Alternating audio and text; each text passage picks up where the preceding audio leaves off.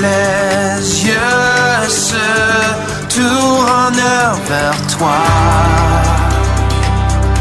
se tournent vers toi. L'espoir est né. Bonjour peuple de Dieu, bienvenue dans votre émission à l'heure de la bonne sémence dans sa tranche Message du dimanche. Pour ces dimanches, je ne suis pas encore toute seule, je suis toujours avec la sœur Angèle. Bonjour sœur Angèle. Bonjour sœur Grâce. Voilà, pour ce dimanche, nous avons exploité un thème qui nous a été enseigné par le pasteur Dr Nawej Pascal. Il nous a dit rompre le cycle du péché en refocalisant notre pensée par un départ radical. Alors, je ne veux pas monopoliser la parole, puisque je suis avec la sœur Angèle. Elle va nous expliquer, elle va nous partager ce qu'était le fond de ce message. À vous, sœur Angèle. Merci sœur Grâce de la parole m'accorder. Alors, pour comprendre mieux ce message, je voudrais qu'on lise dans Matthieu 28, verset 30. Okay. Et plutôt Matthieu 5, verset 28 jusqu'à 30. Je vais lire. 29. Si ton œil droit est pour toi une occasion de chute, arrache-le et jette-le loin de toi, car il est avantageux pour toi qu'un seul de tes membres périsse et que ton corps entier ne soit pas jeté dans la guienne.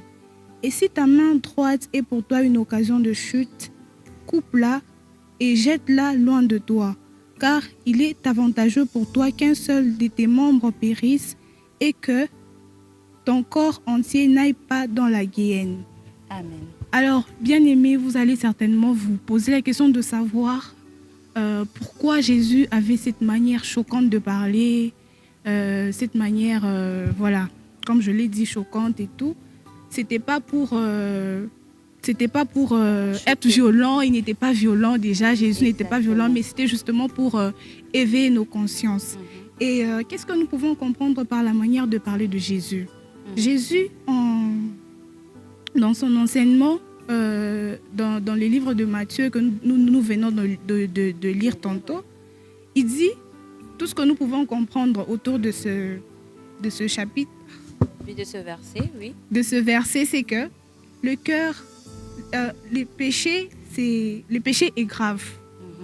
Jésus enseigne ici que le péché, c'est quelque chose avec laquelle nous ne devons pas jouer, quelque chose que nous ne devons pas tolérer. Et il parle du péché qui commence par la perception. Donc, c'est qu'on perçoit, on conçoit dans notre pensée et on exécute. Oui. D'où l'œil et la main qu'il demande de couper. Deuxièmement, le langage de Jésus qui est un rappel. Au fait, le langage de Jésus ici, c'était un rappel au sens figuré. Il n'a pas dit qu'il faudrait couper son bras et sa main. Parce que ça choque. Voilà, justement. Oui. Ou se crever l'œil. Non, justement pas. C'était une manière de parler qui était justement au sens figuré. Et là, tout ce qu'il voulait nous faire comprendre, c'était qu'il vaut mieux perdre quelque chose de précieux que de perdre sa relation avec Jésus. Et troisièmement, ici, nous devons comprendre l'exigence. Nous devons comprendre que Jésus était en train de nous interpeller sur le fait de rompre radicalement avec le péché. Comment rompre avec le péché ? On doit traiter le péché de manière radicale, non pas avec indulgence. Et si c'est bloqué. Voilà, je disais que le péché doit être traité de manière radicale, non pas avec indulgence. Et ainsi, Jésus nous enseigne à couper et à rompre tout ce qui nous pousse à pécher, même si cela peut signifier perdre quelque chose de précieux. Quatrièmement, Jésus nous enseigne la primauté du salut sur le confort. Et cinquièmement, Jésus nous appelle à la responsabilité personnelle en disant, parce que quand il dit ton œil, coupe ta main, là, il veut nous faire comprendre que le péché, d'abord, c'est nous qui le commettons. Nous ne devons pas blâmer les gens autour de nous pour les erreurs que nous commettons, pour les péchés que nous commettons, mais d'abord, nous devons comprendre notre responsabilité en tant qu'enfants de Dieu. Et pour conclure, Jésus nous enseigne que le péché doit être combattu avec radicalité absolue. Donc, nous devons combattre le péché avec radicalité absolue, non pas avec indulgence et tout ce qui va avec. Merci. En tout cas, merci beaucoup pour ce riche enseignement. Alors, nous avons tous suivi. Je n'ai pas beaucoup de commentaires à faire, mais ce thème, rompre le cycle du péché en refocalisant notre pensée. C'est quoi notre pensée? Nous nous exposons par moments à des choses qui remplissent nos pensées, des choses qui vont à l'encontre de la volonté de Dieu. Dieu attend de nous que nous soyons des enfants fidèles à sa parole, des enfants qui ne pêchent pas contre lui. Et c'est vrai, comme on nous a dit, de ne pas négocier avec les péchés.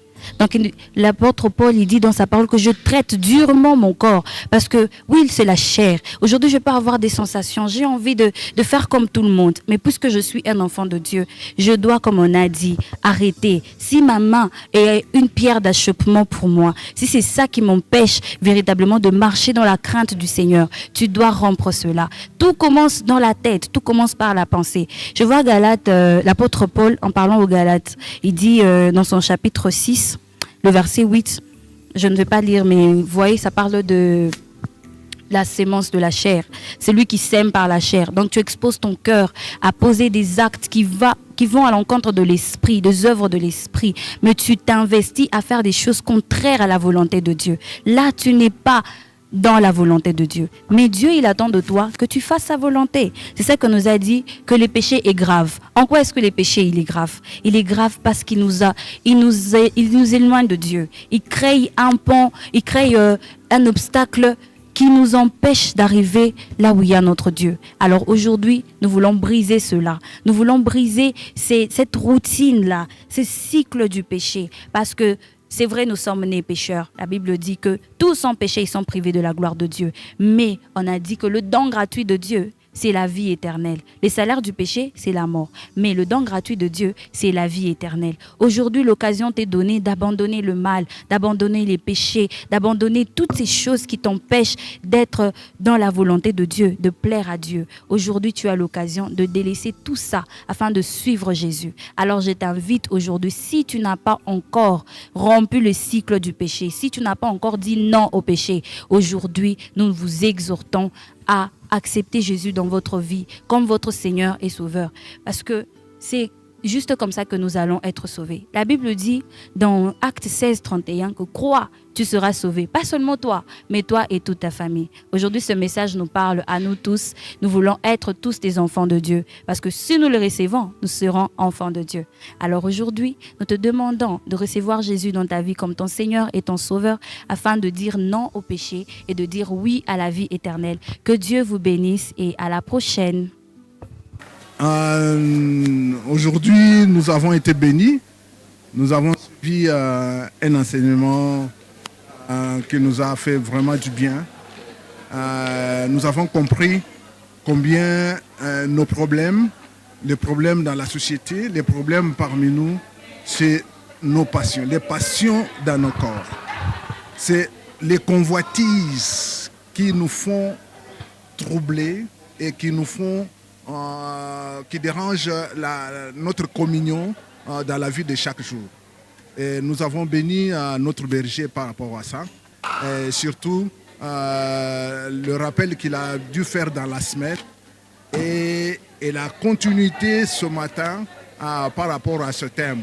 Nous avons compris que dans notre vie de chaque jour, nous devons vraiment bannir la convoitise des yeux, bannir la convoitise de la chair, et qui nous dérange et qui nous pousse au péché en fait. Parce que l'objectif, c'est de devenir radical. Donc l'enseignement était de nous pousser à prendre des décisions radicales dans notre vie de chaque jour. Nous devons vraiment décider radicalement contre le péché. Et Jésus lui-même n'a pas hésité sur le mot. Il a été aussi radical dans son enseignement vis-à-vis des pharisiens qui étaient avec lui. Et il leur a donné il leur a lancé des paroles très radicales. Et ce matin, le berger a repris cela pour nous demander d'être radical dans le refus du péché qui nous enveloppe aussi facilement. Donc ce matin, nous sommes bénis et nous disons merci à notre Dieu. On chante, s'élève les yeux, se tournent vers toi. toi. L'espoir